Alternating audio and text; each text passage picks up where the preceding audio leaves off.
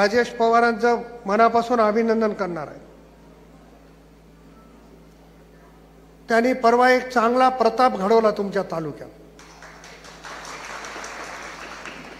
काय घडवला? तुम्ही ऐकलंच नाही, टाळ्या वाजल्या. पंचायत समितीच्या 9 कर्मचाऱ्याला सस्पेंड केलं. 12 का सस्पेंड केलं? की त्यांनी कमिशन खाल्लं.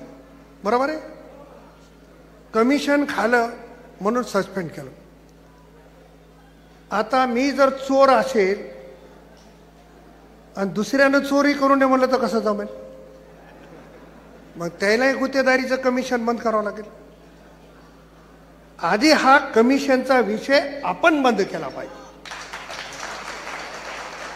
गरीबाचे लेकरं थोडेसे पैसे खात असतील, त्याला खाऊ नका म्हणून समजून सांगता आलं पाहिजे. कंट्रॅक्टी कर्मचारी त्याने घरकुलाचे पैसे खाऊ नये, चूक केली, पण त्याला समजून सांगता आलं पाहिजे. मग आता ज्यांनी त्याला कामावून कमी, मला एक पत्र आलं दादा की संभाजी पवारची प्रॉपर्टी काय होती, लक्ष्मणराव पवारची काय होती, आज काय आली. मग हे सगळं इमानदारीचं आहे का? आता मी कशाला उत्तर देत बसू? अगोदरच नांदेडमध्ये एवढ्या लोकांना भांडणं करावलं मी, मला नवीन कशाला लावून घेऊ. पण जेव्हा आपण एखाद्या गरीबावर अन्याय करतो तेव्हा आपण स्वच्छ असलं पाहिजे. मी माझ्या मतदारसंघामध्ये पैसे खायचं, मी जिल्ह्यात पैसे खायचं, आणि दुसऱ्यानं पैसे खाले की मात्र तू खाऊ नको, हे तत्व कुठेतरी बदललं पाहिजे. आणि मला असं वाटतं की तोच विचार राजेशने केला असेल की ज्या दिवशी त्या पोराला सस्पेंड केलं त्या दिवशीपासून आपण एकही रुपया आयुष्यात कोणाचा खायचा नाही, अशी भूमिका कदाचित घेतली असेल तर ते अभिनंदनाला पात्र आहेत.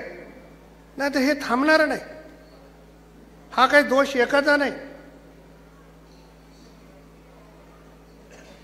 तलाठी बदमाश, ग्रामसेवक बदमाश, स्वस्त धान्य दुकानदार बदमाश, कर्मचारी बदमाश, मग इमानदार कोण आहे?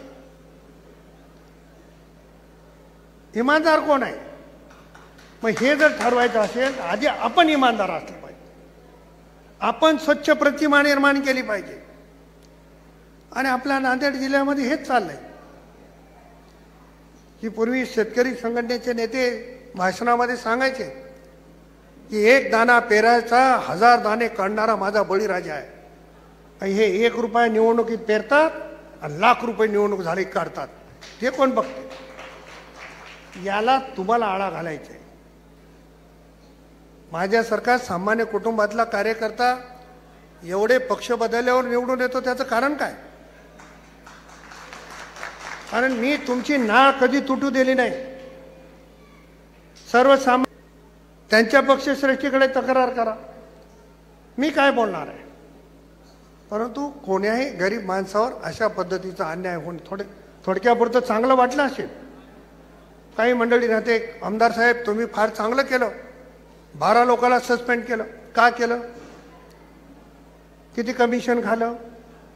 आम्ही किती कमिशन खातो? याचा अभ्यास सगळ्या गोष्टीचा झाला पाहिजे, अशा पद्धतीची अपेक्षा आहे.